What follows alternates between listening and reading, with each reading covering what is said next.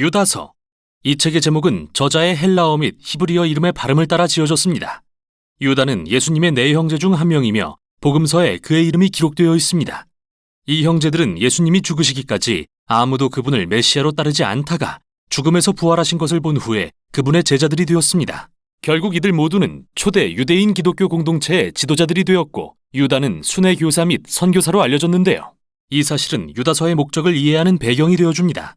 정확히 어떤 교회가 수신자인지는 모르지만 주로 유대인 그리스도인들로 구성된 공동체였던 것 같습니다. 그리고 문체로 보아 그들이 히브리 성경뿐 아니라 다른 유명한 유대 문학에도 조예가 깊은 것을 전제하고 쓴 글로 여겨집니다. 유다는 이 교회가 직면한 위기에 대해 알게 되었는데 이게 유다서의 구조를 이해하는 데 도움이 됩니다. 서신은 서론의 권면으로 시작한 뒤 이 교회에 영향을 미치고 있던 거짓 교사들에 대한 긴 경고와 질책으로 이어집니다. 그런 다음 이 교회가 힘써야 할 일을 지시함으로써 서신을 끝맺습니다. 유다는 이 교회에 참된 믿음을 지키기 위해 싸우라고 권면하는 것으로 시작합니다. 그는 원래 메시아를 통한 우리가 함께 가진 구원에 관해 긴 서신을 쓸 계획이었으나 이 교회에 일어난 시급한 문제를 듣고 그 일을 미루게 됐다고 밝힙니다. 그래서 매우 짧지만 사려 깊은 이 서신을 급히 쓰게 된 것이죠. 유다는 그들이 믿음을 위해 어떻게 싸워야 할지에 앞서 왜 싸워야 하는지를 알려줍니다. 그건 바로 이 교회에 잠입해 있던 거짓 교사들 때문인데요. 유다는 그들의 가르침보다는 그들의 생활 방식에 주목합니다. 그들의 도덕적 타협은 그들의 교리가 나쁘다는 걸 말해줍니다. 무엇보다 그들은 하나님의 은혜를 왜곡해 죄의 구실로 삼았습니다. 그들은 자신들이 용서받았고 하나님의 영을 가졌으므로 이제 뭐든 원하는 대로 할 수 있다고 생각합니다. 특히 돈과 성에 있어서 말이죠. 이에 유다는 그들이 예수님의 권위와 가르침을 부인함으로써 그분을 배반한다고 말하고 이런 교사들의 출현이 놀랄 일이 아니라고 덧붙입니다. 그러고 나서 그들을 멀리하라는 긴 경고로 넘어가는데요.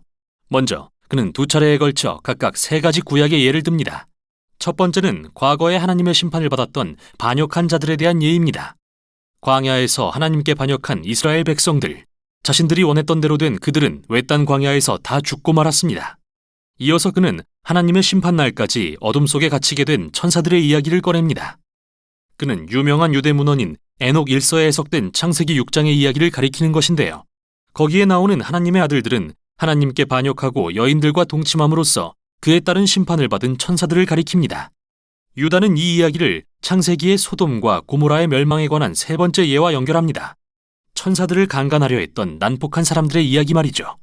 이 둘은 모두 하나님의 명령에 거역하고 성적 타락에 이른 이야기로서 그것이 바로 이 거짓 교사들이 짓고 있는 죄입니다. 이어서 유다는 덤으로 유명한 유대 문헌인 모세승천기에서 예를 하나 더 듭니다. 이 책은 에녹일서와 같이 구약에 포함되지 않았고 신명기의 기초에 모세의 말령과 죽기 전의 가르침을 창의적으로 개작한 글인데요. 유다가 인용한 부분에 미가엘이라는 착한 천사가 등장합니다. 모세가 죽은 뒤 그는 모세에 대한 악마의 비난을 반박합니다. 하지만 최종 심판은 오직 하나님께 맡기기로 합니다. 여러분에게는 이 이야기들이 약간 이상하게 들릴 수도 있지만 이런 문학을 접하며 자란 유대인들은 유다의 경고를 잘 이해할 수 있습니다. 부패한 이 교사들의 행동은 고대의 뿌리를 두고 있습니다. 하나님의 권위에 대한 반역, 성적인 타락, 하나님의 선지자들을 거부하는 일 말이죠. 그리고 이는 두 번째 세 가지 예와 연결됩니다. 이들은 모두 다른 사람들을 타락시킨 반역자들에 대한 것인데요. 가인은 자기 동생을 죽이고 나서도 계속해서 폭력이 다스리는 도시를 건설했습니다. 주술사 발람은 이스라엘을 저주하는 데 실패하자 우상 숭배와 성적 타락으로 그들을 유인했습니다. 그리고 레위 자손 고라는 모세에 대한 반역을 주도했고 결국 다른 사람들을 재앙에 빠뜨렸죠. 유다는 두 번째 예들을 마무리하면서 다양한 구약의 이미지들로 이 교사들을 묘사합니다. 그들은 에스겔서의 자기만을 위하는 목자여, 잠언에 비를 내리지 않는 구름, 또는 이사야서의 거친 바다 물결과 같습니다. 그들의 자아도취는 예수님을 따른다는 주장과 어긋납니다. 그들은 가는 곳마다 혼란을 일으킵니다. 유다는 하나의 오래된 경고와 하나의 근래의 경고를 인용함으로써 그의 경고를 마치는데요. 첫 번째는 창세기에 나오는 고대 인물 에녹의 환상이 담겨 있다고 주장되는 유명한 책인 에녹 일서를 다시 인용합니다. 여기서 매우 흥미로운 점은 유다가 인용하는 에녹 일서 1장은 그 자체가 인간의 악에 대한 여호와의 최후 심판의 날을 기록한 6개의 구약 구절을 인용하고 있다는 것입니다. 그런 다음 유다는 에녹의 오래된 경고를 사도들에 의한 근래의 경고와 연결합니다. 베드로, 요한, 바울, 이들은 모두 거짓 교사들이 일어나 예수님에 관한 복음을 왜곡할 거라고 예견했는데요. 그들은 사실 예수님이 이미 경고하셨던 내용을 되풀이한 것입니다. 그러니 이 교회에 무슨 설득이 더 필요할까요? 당연히 이 교사들을 멀리해야 합니다. 유다는 이제 서신의 결론으로 넘어갑니다. 그는 서두에서 신앙을 위해 싸우라고 권면했었는데 여기서 그 방법을 공개합니다. 그는 여러 가지 멋진 은유를 들어 예수 공동체를 하나님의 새 성전으로 묘사합니다. 즉 그들은 가장 거룩한 믿음의 기초 위에 그들의 삶을 세워야 하는데 이는 예수님의 삶과 죽음 그리고 부활에 관한 복음의 핵심 메시지를 가리킵니다. 그 기초 위에서 교회는 기도에 전념하고 순종을 통해 하나님의 사랑에 헌신함으로써 자신을 세워가야 합니다. 이 건물은 하나님의 정의와 자비를 가져오실 예수님의 재림을 깨어서 기다림으로써 온전히 유지될 것입니다. 그리고 이렇게 할 때 예수님에 대한 믿음을 지키도록 서로를 도울 것입니다. 유다는 그분의 백성을 보호하시고 그분의 은혜로부터 너무 멀어지지 않도록 지켜주시는 하나님을 찬양함으로써 결론을 맺습니다. 유다의 이 짧은 서신은 강력하면서도 현대의 많은 독자들을 어리둥절하게 합니다. 왜 오늘날 히브리 성경으로 여기지 않는 글들을 인용했는지 질문하게 만들죠. 에녹 일서와 모세승천기처럼요. 이 시대의 유대 문화는 종교적인 글들로 넘쳐났음을 기억하는 게 중요한데요.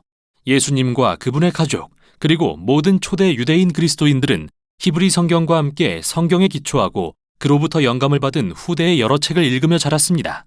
그리고 알다시피 오래전에 이 후대의 책 중 일부를 성경으로 여겨야 하는지를 놓고 논쟁이 있었는데요. 어찌됐든 이 책들은 여전히 중요합니다. 성경에 포함되지 않은 책을 통해서도 하나님의 백성에게 중요한 말씀이 전해질 수 있는 거니까요. 이 시대의 많은 유대 문헌들은 오늘날 제2경전으로도 불리는 외경, 그리고 위경으로 우리에게 알려져 있는데요. 이들은 모두 유대교와 기독교 공동체들에서 보존되고 읽혔으며 매우 중히 여겨져 왔습니다. 즉, 원래 히브리 성경의 일부로 계획된 것은 아니지만 성경 전통의 일부라는 것입니다. 유다는 그의 독자들이 에녹 일서의 말을 중시할 것을 알고서 이를 이용해 말하려는 바를 전한 것이죠. 그건 다음과 같습니다. 예수님을 통해 주신 하나님의 은혜는 머리로만 동의하는 게 아니라 삶 전체로 반응해야 합니다. 유다가 거짓 교사들의 교리에 초점을 맞추기보다는 예수님을 부인하는 그들의 부도덕한 생활 방식을 비판하는 것에 주목하세요. 그는 예수님이 제자들에게 너희가 나를 사랑하면 내 계명을 지킬 것이라고 하신 말씀을 적용하고 있는 것입니다. 그리스도인의 삶의 방식은 우리가 실제로 믿는 것이 무엇인지 보여주는 가장 믿을 만한 지표입니다. 이게 바로 유다서가 전하는 내용입니다.